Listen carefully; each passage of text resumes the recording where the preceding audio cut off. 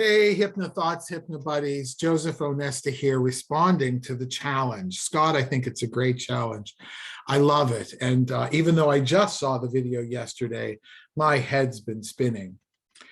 In 10 years ago, in 2012, I was waiting for the end of the world. Not really, but we had all thought that the Mayan calendar could have predicted doomsday. It was all, everywhere that people were talking about that. And I'll be honest with you, at that time, I had I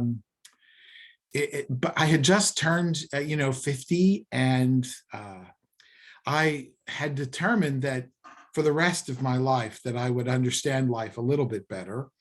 And I had determined that life was a race of endurance, that it was just about making it to the end. And so I'll be honest with you, not that I was suicidal, that never really was part of it. But the thing was, is like, okay, I'm 50, things have turned out this way. Could I expect anything better? Screw it. I'm just going to accept life the way it is and endure until the end. And that was my mindset.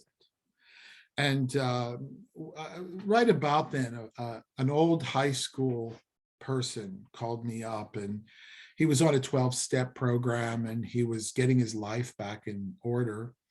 And he wanted to make amends for all of the abuse that he had heaped on me throughout our school time together.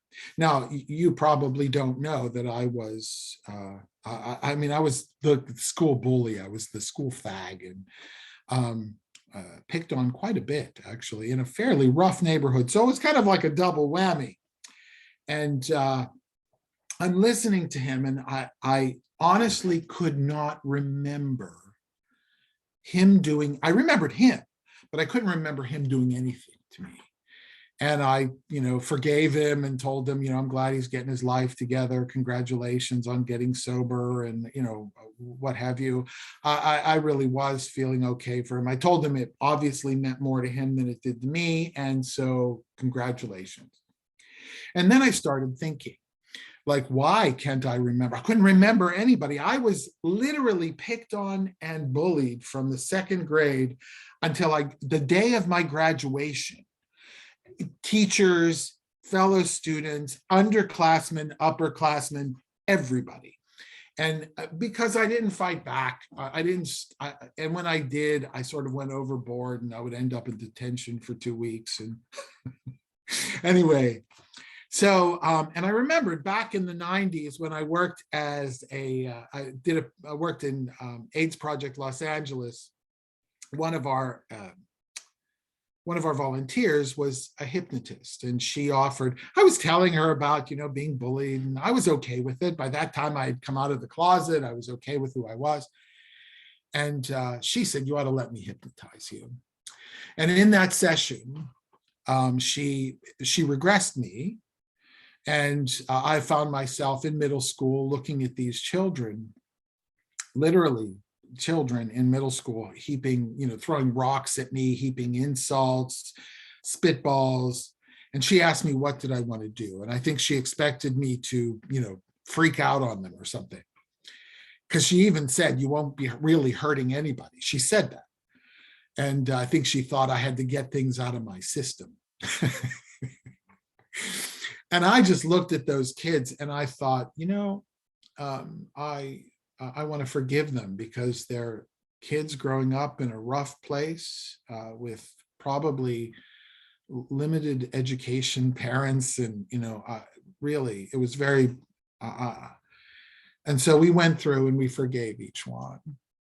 And I walked out of there thinking, because I really felt that I was conscious the whole time. And I walked out of there thinking, this is the biggest bunch of BS I've ever experienced in my life. The clients love her. I don't care. As long as they love her, that's it. I'm okay with that.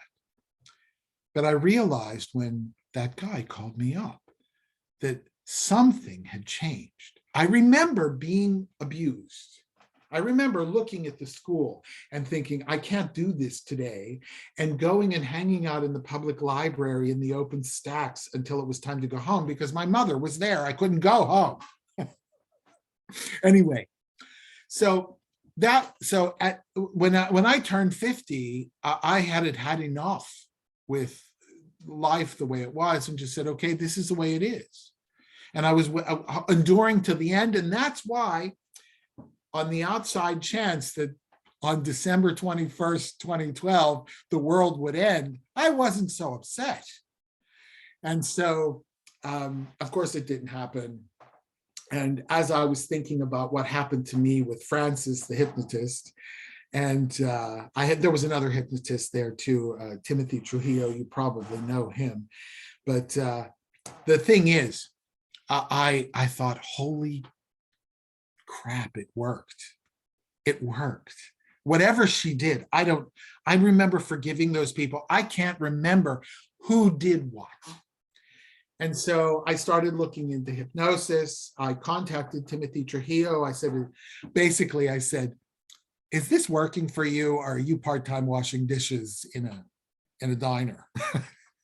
And he encouraged me. He pointed me in the direction of HPTI, studying with Scott and Richard and a whole host of amazing instructors.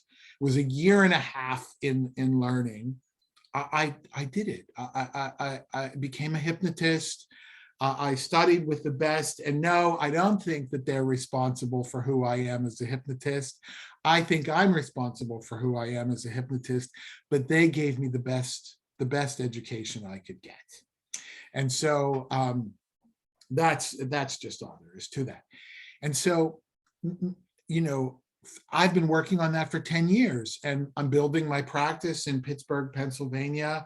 I love what I do. I attract really difficult clients. And in fact, now my practice has taken a kind of turn toward metabolic disease and helping people with metabolic disease. That is, on the surface, obesity and type 2 diabetes, but underneath a whole bunch of other things like heart disease and high blood pressure and PCOS and all sorts of things that are really related to metabolism.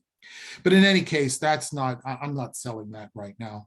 The point is, what I'm going to do for the next 10 years, and in fact, if I live as long as my mother, the next 39 years, because I'm 61 today, she died at 100. If I live that long, I'm going to spend the rest of that time making sure that nobody ever has to feel the way I felt when I turned 50. That life was just an endurance race, making it to the end just to get through the friggin' thing. I'm excited. And, it's why I love hypnothoughts. I'll tell you, hypnosis saved my life. It turned things around. And I can't help but want to give that to as many people as I can. So I hope to see you at the Hypnothoughts. And for heaven's sakes, I'm a hell of a nice guy. Do not hesitate to walk up and greet me at that. If this is your first conference, you'll probably be looking for people to know. I'm one of them. And so you'll find me, and I'm there, and I look forward to meeting you. All right. So that's my 10 years ago, last 10 years, and my 10 years in the future. Scott, Stephanie, thank you for all the work you're doing. Can't wait to see you. Cannot wait. Got to stop the recording.